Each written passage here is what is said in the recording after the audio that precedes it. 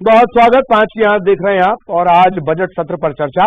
छत्तीसगढ़ में राज्यपाल विश्वभूषण हरिचंदन के अभिभाषण के साथ बजट सत्र की शुरुआत हो गई। राज्यपाल के अभिभाषण के बीच में ही विपक्ष ने भूपेश सरकार को घेरा, वहीं सत्ता पक्ष ने भी विपक्ष के हमलों पर पलटवार किया।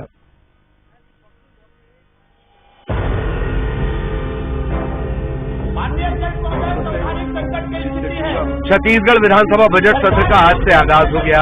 पहले दिन ही सत्र के दौरान हंगामा हुआ। राज्यपाल ने अंग्रेजी में अभिभाषण दिया। उन्होंने भूपेश सरकार की योजनाओं की उपलब्धियां बताई। राज्यपाल ने कहा कि उनकी सरकार ने सरकारी नौकरियों में SC/ST को लाभ दिया।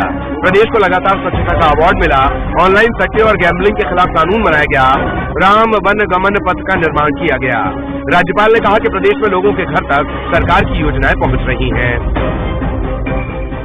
Government is committed for providing the benefit of reservation in government service and professional courses to the members of the scheduled caste, scheduled tribe and other backward classes as per law.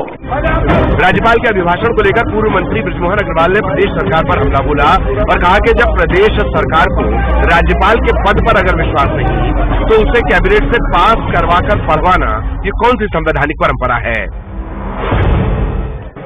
राज्यपाल के पद पर अगर सरकार को विश्वास नहीं है तो फिर अपना अभिभाषण कैबिनेट से पास करवाकर उसको राज्यपाल से पढ़वाना ये कौन सी संवैधानिक परंपरा है। वहीं पूर्व नेता प्रतिपक्ष धर्मलाल कौशिक ने भी प्रदेश सरकार पर हमला बोला। कहा कि प्रदेश सरकार ने छत्तीसगढ़ की जनता से वादा खिलाफी की है।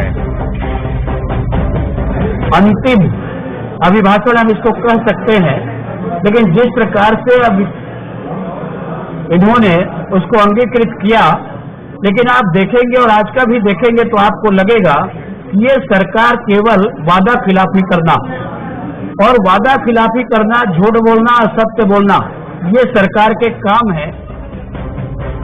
वहीं सत्ता पक्ष ने भी विपक्ष के हमलों पर पलटवार किया। कहा कि राज्यपाल के अभिभाषण में छत्तीसगढ़ के विकास का प्रतिबिंब दूर से दिखाई दे रहा है। महामहिम के अभिभाषण में छत्तीसगढ़ के आने वाले विकास का प्रतिबिंब दूर से दिखाई दे रहा है। हमने पहले भी कहा था कि छत्तीसगढ़ की सारी विकास की योजनाओं पे ये सत्र भी फोकस रहेगा, अभिभाषण भी फोकस रहेगा और हमारा बजट भी फोकस रहेगा। और हमें ये कहते हुए खुशी है कि महामहिम के अभिभाषण में उन सारी बिंदुओं का ये भूपेश बघेल सरकार का आखिरी पूर्ण बजट है। इसके बाद नवंबर-दिसंबर में विधानसभा के चुनाव होने हैं। इस वजह से इस बजट पर सभी वर्ग की निगाहें टिकी हुई हैं। माना यह जा रहा है कि इस बजट में सरकार की तरफ से कई महत्वपूर्ण सौगातें दी जा सकती हैं। Bureau report, news 18।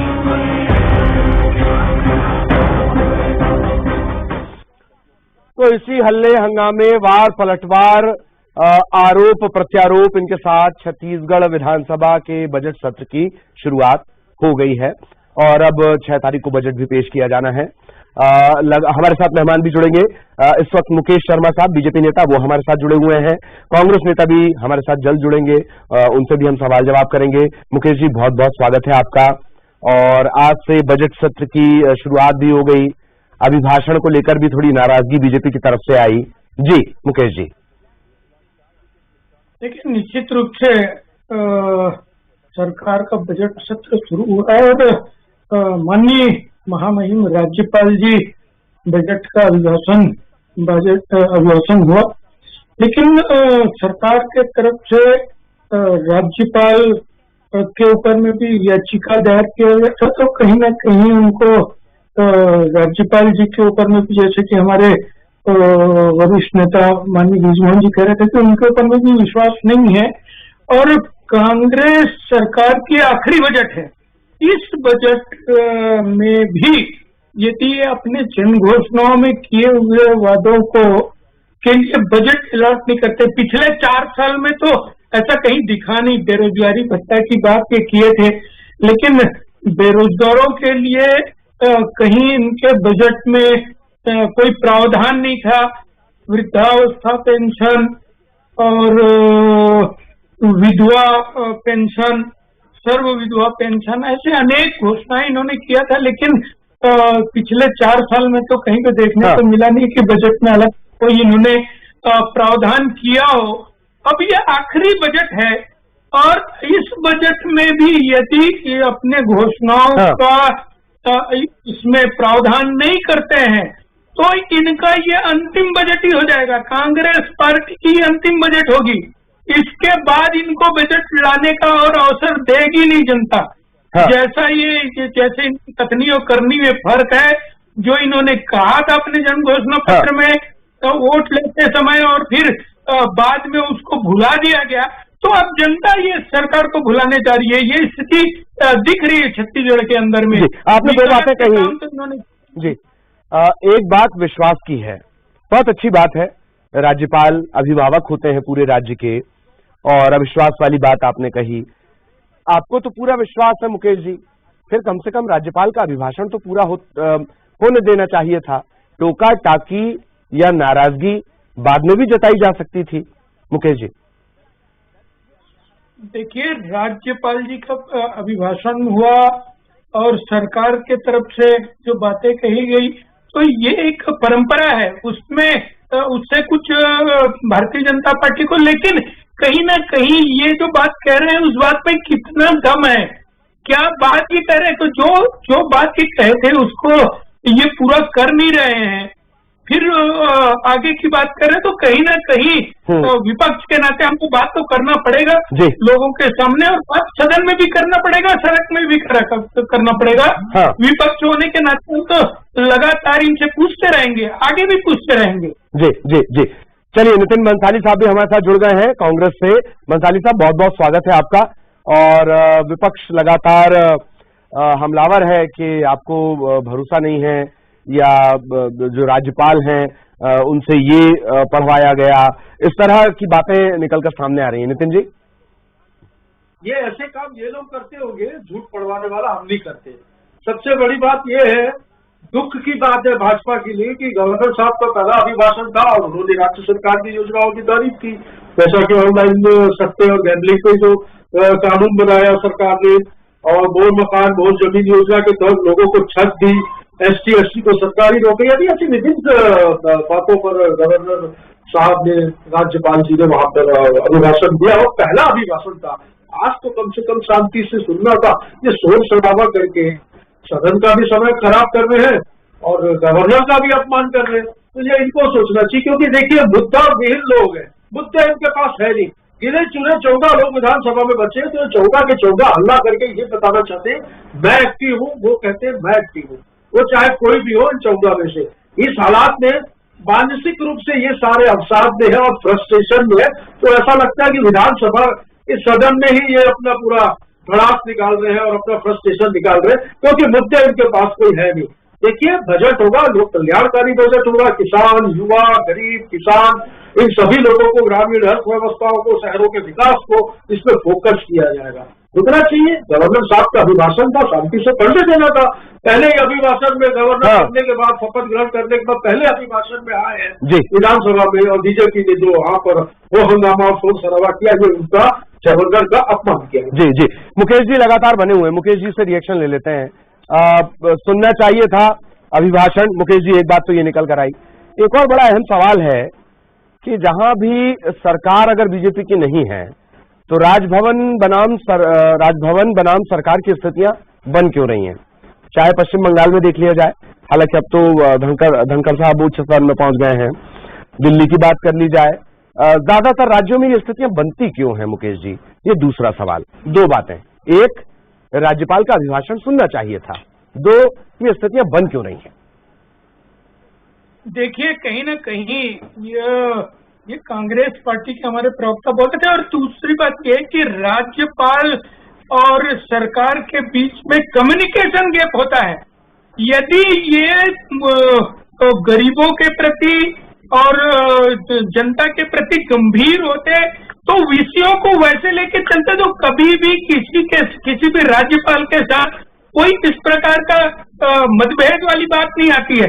तो ये इनका काम आरोप लगाना है। और ये मुझे बड़ा आश्चर्य हो रहा है। नहीं मुकेश जी, कांग्रेस आरोप लगाने की जिम्मेदारी आपको मिली है छत्तीसगढ़ में। कांग्रेस के प्रवक्ता भाई को यदि छत्तीसगढ़ के 11 लाख मजदूरों को, गरीबों को घर नहीं मिलता और उसको वो मुद्दा नहीं मानते हैं, अरे क्या क्या किसको मुद्दा मानते हैं वो?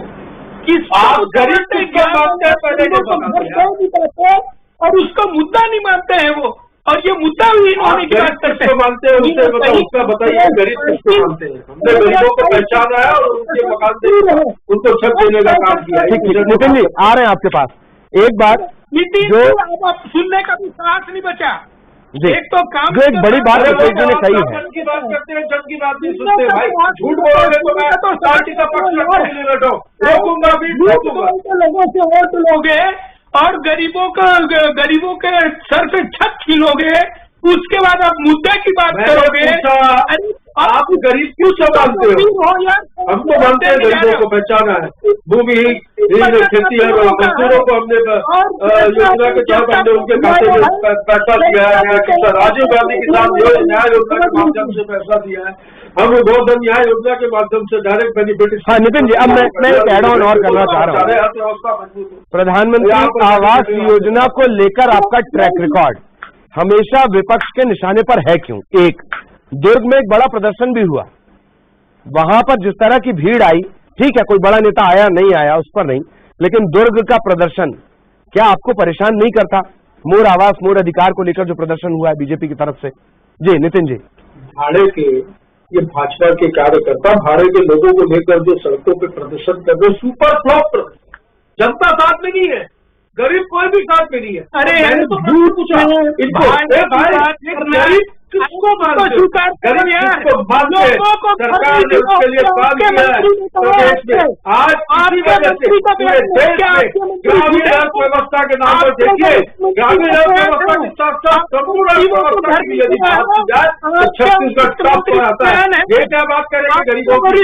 वो आवास, वो मकान, वो जमीन, वो मकान और प्रधानमंत्री आवास योजना के बाद मकान आवंटन का काम, मकान निर्माण का काम चल रहा है। पर केंद्र सरकार ने हमारे हिस्से का जो पैसा केंद्र सरकार को देना था वो जमा करने के बावजूद किसको रोक कर रखा है? और सिर्फ छत्तीसगढ़ में, झारखंड में भी उन्होंने किस रोकी हुई है? क्योंकि केंद्र सरकार के पास कोई रीजन नहीं है। भाजपा टेलीविजन से चलती है, विजनरी लोग हैं और वीजन पे काम करते हैं। करो जनता आपको आगे दिखाने वाली है और ये अरे जनता आपको दिखा चुकी है। अरे वो तो बजट इस सत्र का है, आप लोगों का तो अंतिम 15-15 साल सरकार में रहे हो। ओ शर्मा जी कैसे आ गए ये 15-14 पे आ गए हो यार? तो उस पर चिंतन करो, ये सब फालतू मुद्दे छोड़कर जमीन पर जाओ, जनता से मिलो, काम करो। ये भाड़े के लोगों को लेकर प्रदर्शन करना बंद करो। आप वापस उसी जगह पे पहुंचने वाले हो, जनता आपको पहुंचाने वाली मुझे है। आप लोगों की स्थिति देखकर लगता है कि इस बार आप लोग, मुझे लगता है कि दशक को भी टच नहीं कर पाओगे। जो स्थिति देख रहे हैं आपकी वर्चस्व की और अस्तित्व की लड़ाई, इनके नेता अजय चंद्राकर, गौरव अग्रवाल, तो क्या शिवरतन शर्मा, तो कौन कौन से जो बचे कुछ नेता है, धर्मलाल कौशिक, नारायण चंद्र, सब अस्तित्व की लड़ाई लड़ रहे हैं। 14 वर्ष के लिए तो बहुत है भाई, इसी प्रकार चिल्लाते रहो, अपनी सरकार को 14 से नीचे ले आओगे भाई। जी जी, चलिए नितिन जी वापस सवाल आपसे मैं शुरू करता हूं। बार बार चुनौतियों का जिक्र आ रहा है, कर्मचारियों के आक्रोश का जिक्र आ रहा है और प्रदर्शन लगातार बढ़ रहे हैं, ये आप भी मानते हैं। क्या इस बजट के बाद प्रदर्शन के सिलसिले कुछ कम होंगे नितिन जी? देखिए, हर वर्ग के लिए सरकार प्रयासरत है, हर चीजों को, अर्थव्यवस्था को, आर्थिक स्थितियों को देखकर निर्णय लिए जाते हैं और हमारे मैनिफेस्टो पर आएंगे। हमने 36 वादे किए थे चुनाव से पहले। हम हमारे वादों को किस तरीके से पूरा करें, उसके तहत जो भी चीजें होंगी उसको पूरा करने के लिए सरकार संकल्प है और हम इस विषय पर काम भी कर रहे हैं। अभी बजट की बात आप मेरे से इतना गंभीर सवाल पूछ रहे हो, शराबबंदी में आ रहे तो पूरी तरीके से पीटेंगे, पूरी तरीके से पीटेंगे। अच्छा चलो मैं आपको शराबबंदी में भाई वो शराब दुकान के बाद पत्थर लेकर खड़ी है, पहले उसको शांत करो। आपको मालूम है महिलाओं को शराब बेचने के लिए मध्य प्रदेश में काउंटर लगा है। और मैं ये बता दूं कि किस प्रदेश में शराब बनती है जहां भारतीय जनता पार्टी की सरकार। चलिए बताइए, हम तो उस दिशा में काम भी कर रहे हैं। हमारी राजनीतिक समिति, हमारी प्रशासनिक समिति, हमारी सामाजिक समिति, सारी समितियां काम कर रही है। आपने क्या किया भाई? ये शराब का 500 करोड़ का राजस्व 5000 करोड़ में पहुंचा दिया 2018। ये जब भी जिक्र आता है मुकेश जी, शराब बिक्री के नाम पर और शराब पीने वालों के नाम पर जब तक चलता है जनता के साथ बात करते हैं। आप देखिए ललित जी, आपने सवाल किया और एक मुकेश जी एक बात है, लेके आ सकते शराबबंदी का एक आपका मुद्दा, और जाहिर तौर पर चूंकि आप ये दावा करते हैं देश की सबसे बड़ी पार्टी, कभी कभी आपके अति उत्साही कार्यकर्ता दुनिया की सबसे बड़ी पार्टी भी बताते हैं, तो सवाल तो आपसे पूरे देश में पूछे जाएंगे। आपको बता दूं, निकाल लीजिए। मिसकॉल वाली पार्टी नहीं है, सवाल सुन लीजिए। मिसकॉल वाली पार्टी नहीं है। अरे मुकेश जी सवाल सुन लीजिए। मिसकॉल मार के जो, अरे तो नहीं है नितिन जी, आप इतना प्रताप आपने देखा है कि हनुमान जी का मिस कॉल आ जाए उसको मेंबर बना दिया गया हो? छोड़िए ना, उस पर अपन चर्चा करते रहे। मुकेश जी, शराबबंदी का मुद्दा बूमरैंग की तरह लौटकर आपके ऊपर आता क्यों है? ना मेरी बात सुनते हो मुकेश जी, शराबबंदी का जब भी जिक्र आता है गले में तकलीफ, ये मुद्दा बूमरैंग की तरह लौटकर आपके पास ही आता है। गर्मी का टाइम है, बीपी बढ़ जाएगा भाई, बीपी बढ़ जाएगा। शांत रहो, आराम से बोलो, मैं भी आराम से बोलता हूँ। चलो बोलो। ठीक है नितिन जी, फिर मूल सवाल, प्रदर्शन आपके लिए चुनौती बने हुए, कर्मचारी, और जब भी जन घोषणा पत्र की बात आएगी बेरोजगारी भत्ते का सवाल उठेगा, इसका साफ जवाब आता नहीं है। जी प्लीज। बिल्कुल साफ जवाब दूंगा। इनको बोलना बीच में नहीं बोले, तबियत खराब हो जाएगी, इतना चिल्लाना भी ठीक नहीं है। देखिए बेरोजगारी भत्ता 26 जनवरी को मुख्यमंत्री वादा कर चुके हैं, बेरोजगारी भत्ता देंगे। और ये कहेंगे कि आपने क्यों नहीं दिया, तो मैं बता दूं पुनीत जी, ललित जी, कि हमने रोजगार देने का काम किया है। नए रोजगार सृजन हुए, उद्योग नीति से बंद पड़े उद्योग शुरू हुए, सरकार की विभिन्न योजनाओं का लाभ गरीबों को मिला है। आप देखिए किसान को 14 लाख थे, वो रजिस्ट्रेशन किसानों का बढ़ के 25 लाख तक चला गया। तो इसी हिसाब से रोजगार लगातार मिल रहा है। और छत्तीसगढ़ ऐसा पहला राज्य है जिसने आने वाले 5 वर्षों में 15 लाख लोगों को रोजगार देने के लिए रोजगार मिशन का भी गठन किया है। उसके बाद भी आधे प्रतिशत के आसपास की बेरोजगारी प्रदेश में है। तो माननीय मुख्यमंत्री जी ने संवेदनशीलता दिखाते हुए उन्हें बेरोजगारी भत्ता देने का वादा किया है और वो देंगे। मैं तो भाजपा से पूछना चाहता हूँ, 2003 का ये घोषणा पत्र नहीं, संकल्प पत्र जारी करते हैं। संकल्प पत्र में कहा था हर बेरोजगार को 500 रुपए बेरोजगारी भत्ता देंगे। 15 साल 1 रुपया नहीं दिया। 40 लाख रजिस्टर्ड युवा बेरोजगार इस प्रदेश में 2018 में थे। तो एक बेरोजगार का यदि गिना जाए तो 90,000 अब मुकेश जी से जवाब ले लिया जाए। आप उनके बीपी की बहुत चिंता करते हैं, रुकिए। ठीक, मुकेश जी प्लीज। देखिए, जन घोषणा पत्र के माध्यम से वोट लेने के लिए यदि जन घोषणा पत्र बनाते हैं और उसके वादे को पूरे नहीं करते हैं, उसके बाद कौन से सन में भारतीय जनता पार्टी क्या जनता को, क्या बेरोजगारों को ये बताने वाले हैं कि हम भी इसलिए नहीं किए कि 2000 इतने में भारतीय जनता पार्टी ने नहीं किया था इसलिए हमने नहीं किया? क्या ये जो आप नहीं बोलेंगे? अभी वो आपको आईना दिखा रहे हैं कि आप इस प्रकार के प्रश्न मत करिए, पहले अपने गिरेबान में देखिए भाई। हम तो कर रहे हैं, हमने तो रोजगार दिया। आपके भाजपा के कई लोग गोबर खरीदी, गोबर बेच रहे, सरकार खरीद रही है, और आप कमा रहे स्कूटियां खरीद ली है। आपके भाजपा के विभिन्न मंत्री नेता धान बेच रहे, 2500 रुपए का पेमेंट पा रहे है नहीं। अनावश्यक कि अपना भी समय खराब करते हैं और हमारा भी समय खराब। इनको जवाब सुनना नहीं है, प्रश्न सुनना नहीं है, सिर्फ बोलते जाना और अनर्गल बात करना है, जिस बात का कोई अर्थ नहीं है। 12,500 करोड़ की बात का क्या? अरे आप लोग, आपको अर्थ ही नहीं है, जनता सीरियसली लेगी नहीं है आप लोग। तो कहीं ना कहीं आज गैस का सिलेंडर का दाम बढ़ गया भाई। चलो बताओ, चलो महंगाई के आप गैस के सिलेंडर का दाम क्यों बढ़ा दिए भाई? बताओ क्यों बढ़ा दिए? लीजिए हार बचा हुआ है। चलिए मुकेश जी प्लीज। हाँ मुकेश जी नहीं रुकेंगे, नहीं रुकेंगे। ठीक है नितिन जी मुकेश जी आप हाइपर हो जाते हैं। अभी लंबे अरसे, अरे आपको अभी विधानसभा चुनाव तक पक्ष रखना है, इसी मजबूती के साथ रखना है। मुकेश जी सुनिए तो, अभी पक्ष रखने का सिलसिला लंबा रहेगा, सवाल बाकी राज्यों से ज्यादा आपके खाते में आएंगे, आप चिंता ना करें। बहुत बहुत धन्यवाद मुकेश जी आपका, नितिन जी आपका भी बहुत बहुत धन्यवाद। नितिन जी जाते जाते गैस सिलेंडर का वॉल्व खोलकर चले गए, इस बात को भी आवाम नहीं भूलेगी। इसी के साथ इस बुलेटिन में इतना ही।